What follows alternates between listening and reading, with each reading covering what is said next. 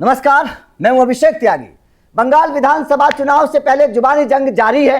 कई नेता ममता बनर्जी के लिए जिस तरीके की बात का इस्तेमाल कर रहे हैं, जुबानी भाषा का इस्तेमाल कर रहे हैं, ममता बनर्जी की नींद उड़ने लगी है।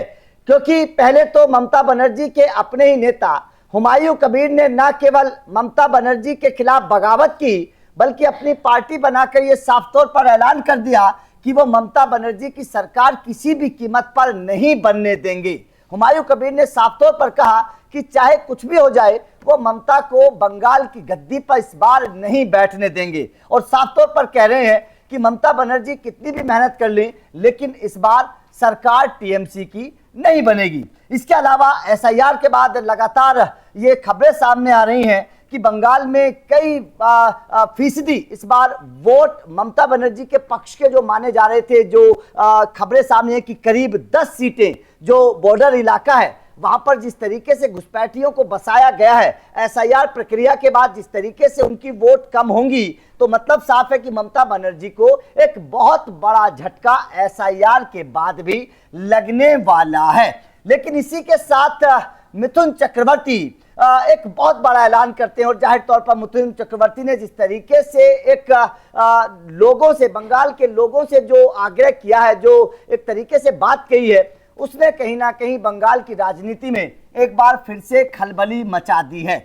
अब मिथुन चक्रवर्ती ने क्या कहा एक बार वो समझिएगा, उसके बाद बंगाल के राजनीतिक समीकरण क्या बनते हुए नजर आ रहे हैं, इस पर भी चर्चा एक बार करेंगे। मिथुन चक्रवर्ती ने जो बयान दिया, उन्होंने कहा कि पश्चिम बंगाल को बांग्लादेश नहीं बनने देंगे।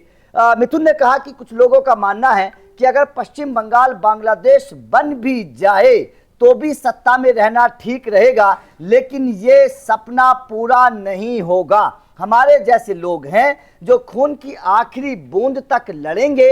मिथुन चक्रवर्ती ने लेफ्ट कांग्रेस और तृणमूल कांग्रेस के हिंदू समर्थकों से ममता बनर्जी के खिलाफ एकजुट होने की अपील की। उन्होंने कहा कि आप मेरे भाई बहन हैं, मैं कम्युनिस्ट पार्टी और कांग्रेस के हिंदुओं से एकजुट होने का अनुरोध कर रहा हूं।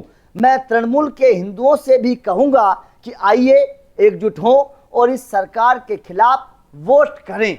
ये मिथुन चक्रवर्ती का जो बयान है वो इस वक्त चर्चा का विषय है। जिस तरीके से उन्होंने खुले मंच से ये ऐलान कर दिया कि ममता बनर्जी के खिलाफ अब सड़क पर आने की जरूरत है, उनकी खिलाफत करने की जरूरत है। उन्होंने तमाम हिंदू समुदाय से ये मांग की है कि बेशक आप टीएमसी के हों, कांग्रेस के हों या वाम दल के हों, आप एकजुट होइए और ममता बनर्जी को वोट मत करिए।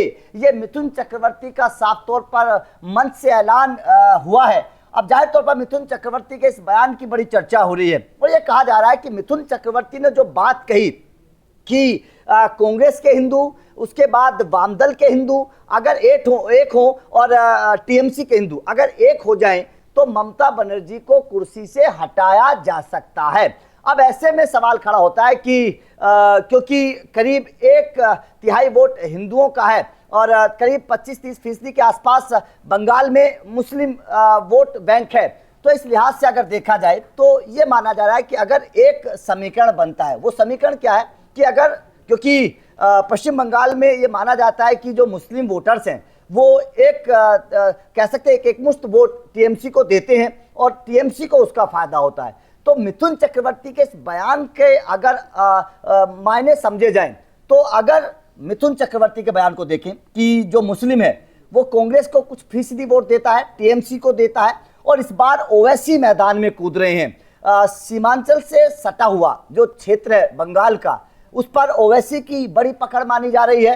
हुमायूं कबीर इस बार मैदान में उतर रहे हैं, जाहिर तौर पर उनका भी एक प्रभाव होगा।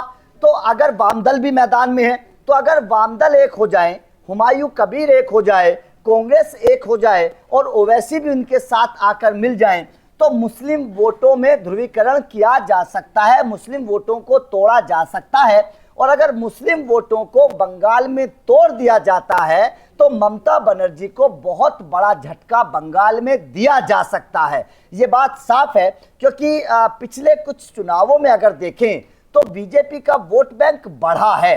2019 में 18 लोकसभा सीटें आई थी, तो बीजेपी का वोट बैंक थोड़ा सा जनाधार बंगाल में बढ़ा है। इस बार एसआईआर का भी असर होगा। इसके अलावा जो तमाम मुद्दे हैं बीजेपी के, क्योंकि इस बार कहा जा रहा है कि बीजेपी विकास के मुद्दे पर बंगाल में चुनाव लड़ने के लिए जा रही है। बांग्लादेश के मुद्दे को इस वक्त वहां पर चर्चा है कि बांग्लादेश में जिस तरीके से हिंदू के साथ हुआ, ममता बनर्जी ने कुछ नहीं कहा है। ममता बनर्जी बंगाल जो है वो सटा हुआ है बांग्लादेश से, लेकिन उसके बावजूद बांग्लादेश में हिंदू के खिलाफ अत्याचार होता है, हिंदुओं को सरेआम मार दिया जाता है, लेकिन ममता बनर्जी के जुबान से एक शब्द नहीं निकलता है। इस बात को देखते हुए अगर बंगाल के हिंदू भी एकजुट होते हैं, जो शुभेंदु अधिकारी लगातार ऐलान भी कर रहे हैं कि किसी भी कीमत पर ममता बनर्जी को नहीं कुर्सी पर आने देंगे, अगर ये बात सही साबित हो जाती है, अगर बंगाल का हिंदू जिस तरीके से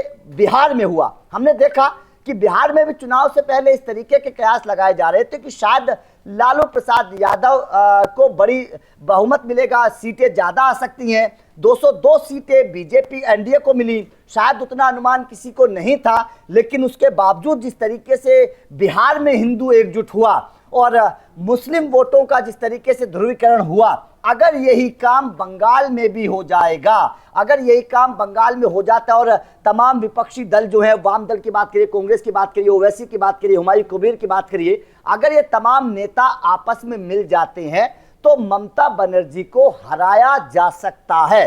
अगर मुस्लिम वोटों में फूट पड़ जाती है और हिंदू वोट बंगाल में एक हो जाता है तो ममता बनर्जी की सरकार गिर जाएगी, ममता बनर्जी कुर्सी से हट जाएंगी और बंगाल में भी भगवा लहराया जा सकता है। तो जो बात मिथुन चक्रवर्ती ने खुले मन से कही है, जो आग्रह उन्होंने किया है, जो हिंदू वोटर्स को उन्होंने जगाने की कोशिश की है, जो बात उन्होंने कही है कि हिंदू वोटर्स को एक होना पड़ेगा, हिंदू वोटर्स चाहे वो टीएमसी के हों, चाहे वो किसी और पार्टी से जुड़े हुए हों, उनको एक होना पड़ेगा और बंगाल में ममता बनर्जी के खिलाफ मोर्चा खोलना पड़ेगा, तभी जाकर ममता बनर्जी को सरकार से गिराया जा सकता है। साफ तौर पर उन्होंने कहा है कि अगर ये सपना देख रहे हैं कि वो सत्ता में आएंगे तो उनका सपना पूरा नहीं होगा। और उन्होंने साफ तौर पर कहा कि जब तक हम जैसे लोगों के शरीर में खून का आखिरी कतरा है, उनके सपने को हम पूरा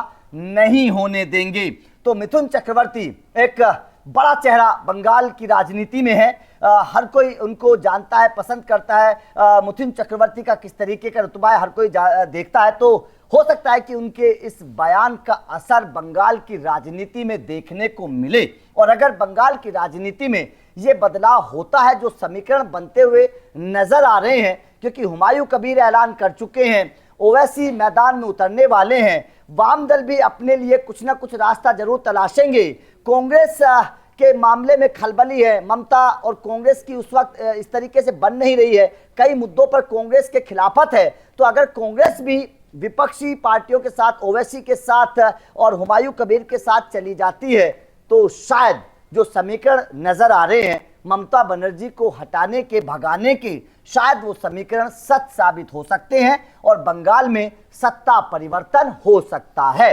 तो आप मिथुन चक्रवर्ती के इस बयान को कैसे देखते हैं और क्या आपको लगता है कि वास्तव में अगर हिंदू एक हो जाएं और मुस्लिम वोटों में फटाव पड़ जाए तो क्या ममता बनर्जी को हराया जा सकता है? कमेंट करके अपनी राय जरूर दीजिएगा। बाकी लगातार खबरें मिलती रहेंगी। धन्यवाद।